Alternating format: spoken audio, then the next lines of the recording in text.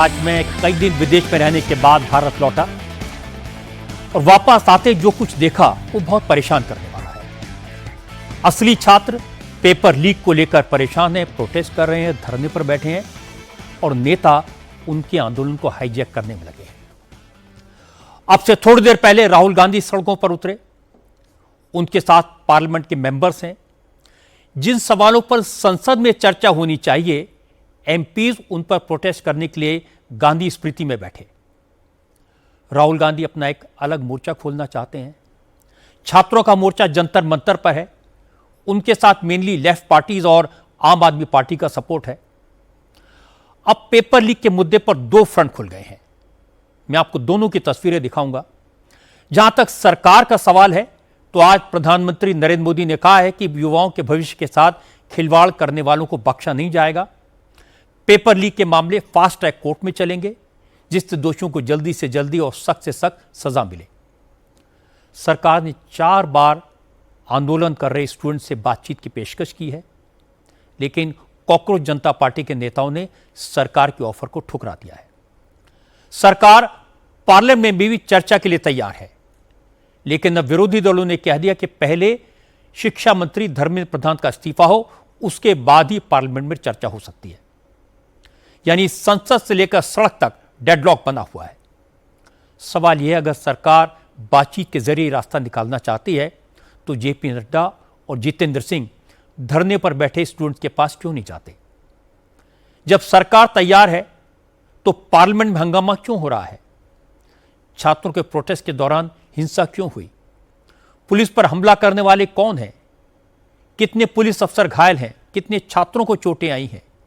क्या छात्रों के धरने में कुछ एंटी सोशल एलिमेंट्स घुस गए हैं? और अब आंदोलन किस दिशा में जा रहा है? इन सारे सवालों पर चर्चा करेंगे आज की बात में। शुरुआत करते हैं इस वक्त की ताजा तस्वीरों से। इस वक्त गांधी स्मृति के आसपास काफी हलचल है, क्योंकि आज राहुल गांधी ने पेपर लीक के खिलाफ प्रोटेस्ट के लिए गांधी स्मृति को चुना।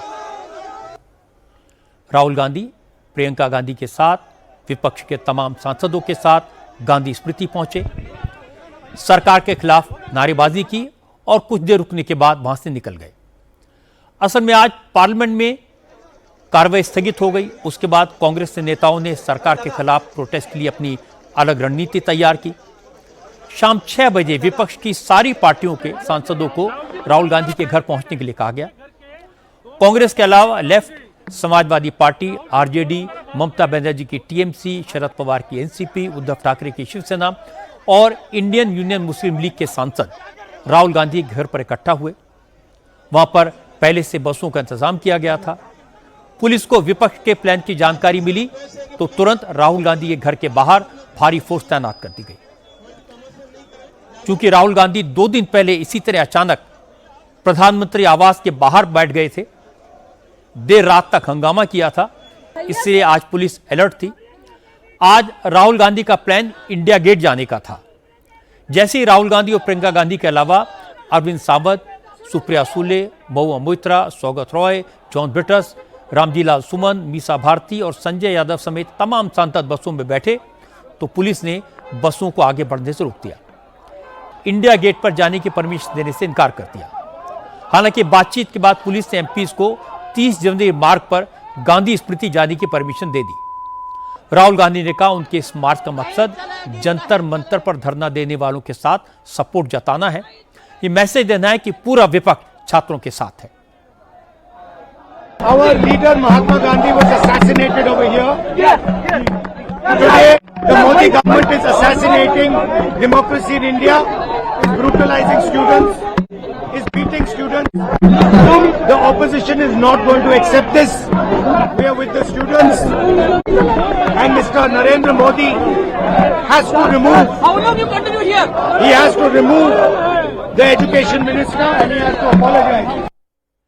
गांधी स्मृति में राहुल गांधी ने अपनी डिमांड दोहराई, कहा कि शिक्षा मंत्री को इस्तीफा देना होगा और जिन छात्रों के साथ पुलिस ने जुल्म किए, प्रधानमंत्री को उन बच्चों से माफी मांगनी होगी। प्रियंका गांधी ने सरकार पर तानाशाही का आरोप लगाया, कहा कि जो बच्चे अपना हक मांग रहे हैं उन पर मोदी सरकार लाठी चलवा रही है, यह सरासर गलत है और इसी का विरोध करने के लिए विपक्ष सड़क पर उतरा है।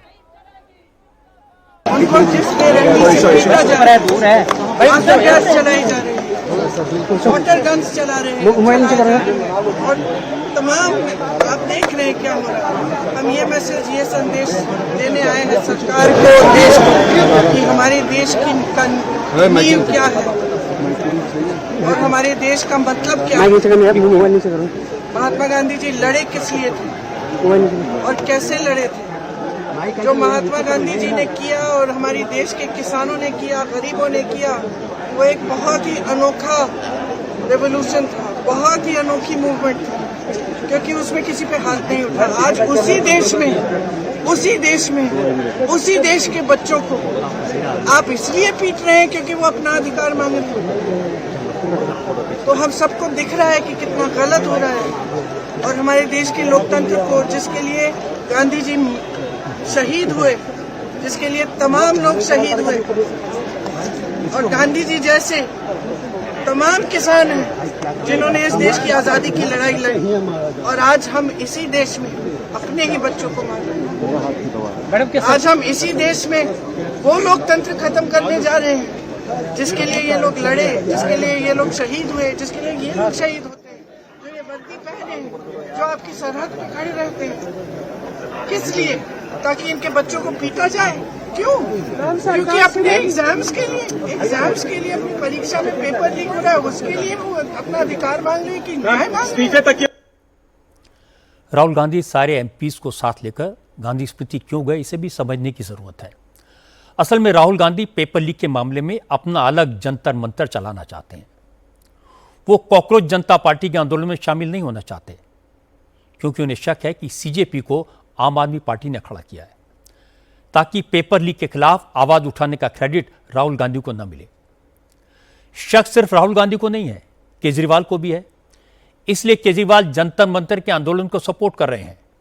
केजरीवाल को शक है कि राहुल गांधी को प्रधानमंत्री के घर के बाहर धरना देने दिया गया, सरकार ने उनकी मदद की ताकि छात्रों के आंदोलन का क्रेडिट आम आदमी पार्टी को न मिल जाए। शक अखिलेश यादव को भी है। कल ही अखिलेश यादव ने पार्लियामेंट में कह दिया था कि कांग्रेस और बीजेपी में डील हो गई है, इसलिए कांग्रेस को संसद में बोलने का मौका दिया और उन्हें नहीं मिला। अब पेपर लीक के मामले में दो मोर्चे खुल गए हैं, क्योंकि सबको एक दूसरे पर शक है। राहुल गांधी पेपर लीक का आंदोलन अपने हाथ में रखना चाहते हैं, इसलिए वह थोड़े दिन में एक नया विकल्प तलाशते हैं। ऐसे अविश्वास के वातावरण में कोई सॉल्यूशन निकालना किसी के लिए भी मुश्किल होगा।